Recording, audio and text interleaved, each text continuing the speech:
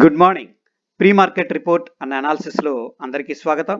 ముందుగా SGX Nifty గురించి మాట్లాడుకున్నట్టయితే friends 10 points గెయిన్తో trading అనేది జరుగుతుంది సింగపూర్ ఎక్స్చేంజ్లో. ఇది 7:30 డేటా ప్రకారం ఫ్యూచర్ ప్రైస్ వచ్చేసరికి 15,874. దీన్ని బట్టి మనం చూస్తే పెద్దగా గ్యాప్ అప్ లేదా గ్యాప్ డౌన్ అయ్యే అవకాశాలు తక్కువగా కనిపిస్తున్నాయి. మొమెంటం ఉన్న స్టాక్స్ని మనం అబ్జర్వ్ చేస్తే ముందుగా ఇన్ఫో ఎడ్జ్ ఫ్రెండ్స్, ఇది 2% అనేది పెరిగింది. ఎందుకంటే జొమాటో ఐపీఓ అనేది ఓపెన్ ఆఫర్ ఆఫ్ ఐపీఓ సబ్స్క్రిప్షన్కి ఇది ఓపెన్ అయింది. అయితే ఫ్రెండ్స్ మనం ఓఎఫ్ఎస్ గురించి మాట్లాడుకుంటున్నాం. దాంట్లో జొమాటో కూడా మాట్లాడుకున్నప్పుడు జొమాటో యాక్చువల్గా ఐపీఓ సైజు 9,375 crores. ఇది సెకండ్ బిగ్గెస్ట్ అనుకున్నాం ఎస్బీఐ కార్డ్స్ తర్వాత.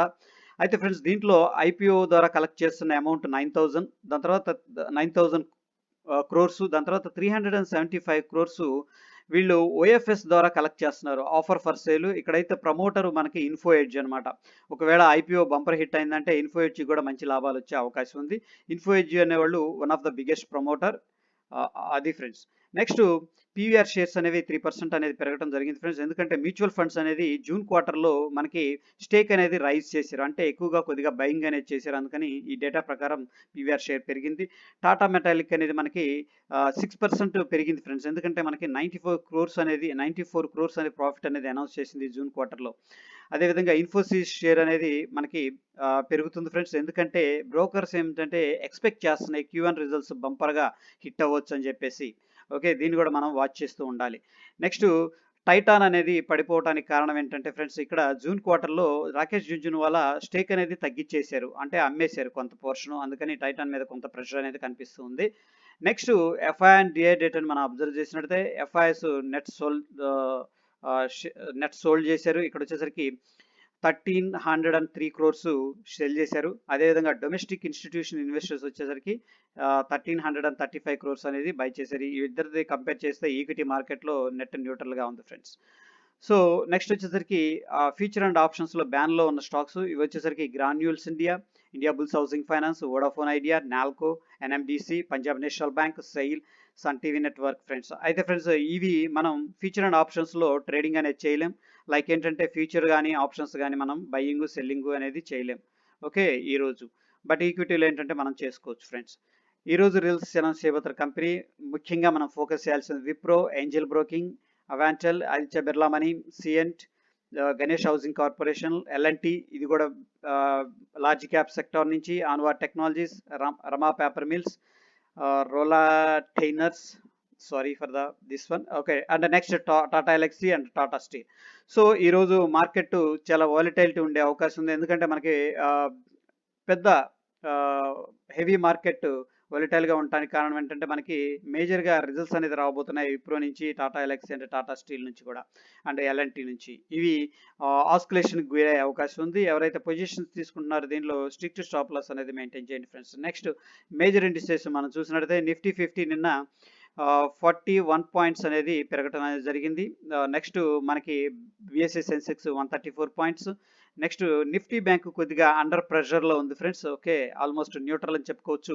ఇండియా వెక్స్ కూడా న్యూట్రల్గా ఉంది. As of now India vex 12.59 దగ్గర ట్రేడింగ్ అనేది జరుగుతుంది. ఇకపోతే డౌ జోన్స్ మనం చూసినట్లయితే న్యూట్రల్గా ఉంది ఫ్రెండ్స్. న్యూట్రల్ టు పాజిటివ్ అని చెప్పొచ్చు. ఇక్కడ ఆల్మోస్ట్ 0.13% అప్లో క్లోజింగ్ అనేది అయింది. S&P 500 కూడా పాజిటివ్గా ఉంది, బట్ నాట్ ఏంటంటే అగ్రెసివ్గా అయితే లేదు. నాస్డాక్ న్యూట్రల్గా ఉంది. S&P స్మాల్ క్యాప్ 2000 ఒక రకంగా ఏంటంటే నెగిటివ్గా రియాక్ట్ అయింది.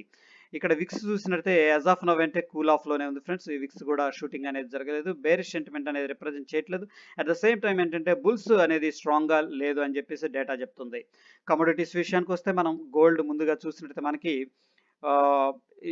1%కి పైన పెరగటం అనేది జరిగింది ఫ్రెండ్స్. గోల్డ్ పెరుగుతుందంటే దాదాపుగా కమోడిటీలో మనకి ఈక్విటీ మార్కెట్ మీద కొంత బేరిష్ సెంటిమెంట్ అనేది పెరిగే అవకాశం ఉంది. నెక్స్ట్ మనం క్రూడ్ ఆయిల్ చూసినట్లయితే క్రూడ్ ఆయిల్ నిన్న 2%కి పైన పెరిగింది ఫ్రెండ్స్. బట్ ఏంటంటే 0.8% డౌన్లో క్లోజింగ్ అనేది ఉంది as per the yesterday data. ఇకపోతే యూఎస్డిఐ అన్నారు, ప్రస్తుతానికి యూఎస్ డాలర్ స్ట్రాంగ్గా ఉంది, ఐఎన్ఆర్ వీక్గా ఉంది ఫ్రెండ్స్. ఇక్కడ మనకి యాజ్ పర్ ద డేటా చూసినట్లయితే మార్నింగ్ డేటా మనకి 0.10% అప్లో యూఎస్ డాలర్ అనేది ఎగెనెస్ట్గా ఐఎన్ఆర్కి ట్రేడింగ్ అనేది జరుగుతుంది. సో ఓవరాల్గా నిఫ్టీ బ్యాంక్ చూసినట్లయితే నిన్న 5 స్టాక్స్ మనకి అప్లో ఉంటే అదేవిధంగా 7 స్టాక్స్ అనేది డ్రాగ్ చేసినాయి. ఒక రకంగా ఏంటంటే నిఫ్టీ స్ట్రాంగ్గా ఉంటే బ్యాంక్ నిఫ్టీ కొద్దిగా వీక్గా కనిపించింది. అదేవిధంగా Nifty IT 10/10 friends. Okay, 10 marks కొట్టేసింది. మొత్తం కూడా గ్రీన్లో ఉన్నాయి. మనకి మైండ్ ట్రీ అనేది ఎక్సలెంట్ రిజల్ట్స్ అనౌన్స్ చేసింది. అఫ్ కోర్స్ టీసీఎస్ ఎస్టిమేట్ ఏదైతే బ్రోకర్స్ ఎక్స్పెక్టేషన్ చేశారో అంత చేయలేదు. బట్ ఏంటంటే ఓవరాల్ స్మూత్ పర్ఫార్మెన్స్ అనేది టీసీఎస్ నుంచి వచ్చింది. నెక్స్ట్ ఇన్ఫోసిస్ ఎక్సలెంట్ రిజల్ట్స్ ఇవ్వబోతుందని చెప్పేసి మన వాళ్ళు ఎక్స్పెక్టేషన్ చేస్తున్నారు.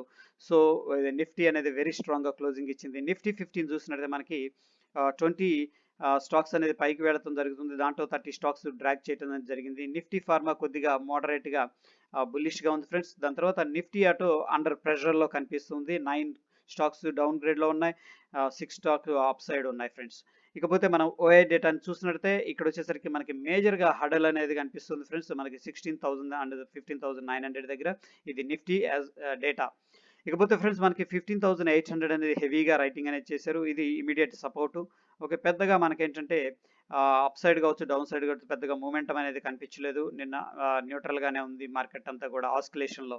దాని తర్వాత 15,800 నుంచి దాని తర్వాత 15,700 దగ్గర మనకి నెక్స్ట్ సపోర్ట్ అనేది కనిపిస్తుంది. ఒకసారి మనం టెక్నికల్గా చార్ట్ని అబ్జర్వ్ చేసినట్లయితే మనం అదే రెసిస్టెన్స్ని గత వారం నుంచి చూస్తూ ఉన్నాం. అండ్ సపోర్ట్ వచ్చేసరికి 15,600 దగ్గర స్ట్రాంగ్గా తీసుకుంది. బట్ ఏంటంటే ఫ్రెండ్స్ ఈ లెవెల్ని బ్రేక్ చేయడం పెద్ద విషయం అయితే కాదు. ప్రస్తుతానికి గ్లోబల్ క్యూస్ అనేది నెగిటివ్గా లేవు. Okay, at the same time పాజిటివ్గా లేవు అనుకోండి. బట్ ఏంటంటే వెరీ టైట్ కన్సోలిడేషన్లో నడుస్తున్నాం కాబట్టి ఎనీ మూమెంట్ అంటే దీన్ని బ్రేక్ చేయటం జరగవచ్చు. ఈ లెవెల్ అనేది వాచ్ చేస్తూ ఉండండి ఫ్రెండ్స్. అదేవిధంగా బ్యాంక్ నిఫ్టీ విషయానికి వస్తే మనకి 36,000 స్ట్రాంగ్ రెసిస్టెన్స్గా ఉంది. యాజ్ ఆఫ్ నవ్ ఏంటంటే మనకి 35,700 దగ్గర రఫ్గా ట్రేడింగ్ అనేది జరుగుతుంది. దాని తర్వాత మనకి సపోర్ట్ వచ్చేసరికి ఫ్రెండ్స్ 35,500. ఒకవేళ అది బ్రేక్ డౌన్ జరిగితే మనకి 35,000 అనేది స్ట్రాంగ్ సపోర్ట్గా ఉంది. అప్ సైడ్ వచ్చేసరికి 36,500 స్ట్రాంగ్ రెసిస్టెన్స్గా ఉంది ఇమీడియట్గా. టెక్నికల్ అనాలిసిస్లో మనం చూస్తే టైట్ కన్సోలిడేషన్ జరుగుతుంది. మల్టిపుల్ టైమ్స్ ఈ లెవెల్ని బొంబార్డ్ చేస్తుంది. బట్ ఈ మొమెంటం ఏంటంటే స్లోగా అప్ సైడ్ అనేది పికప్ అవుతుంది. Any moment it can move to the up side. That is what నా పర్సనల్ ఒపీనియన్ ఫ్రెండ్స్. ఓకే, ఇకపోతే పీసీఆర్ డేటాని మనం మంత్లీ చూసినట్లయితే నిఫ్టీ కావచ్చు బ్యాంక్ నిఫ్టీ కావచ్చు రెండు కూడా మనకి న్యూట్రల్గా కనిపిస్తున్నాయి. అంటే బయర్స్ సెల్లర్స్ ఇద్దరు కూడా ఈక్వల్గా రైటింగ్ అనేది చేస్తున్నారు. సో పెద్దగా ఎక్స్పెక్టేషన్ అనేది లేదు as per the monthly and bank Nifty and Nifty డేటాని చూసినట్లయితే. అది ఫ్రెండ్స్ ఈరోజుకి ధన్యవాదాలు.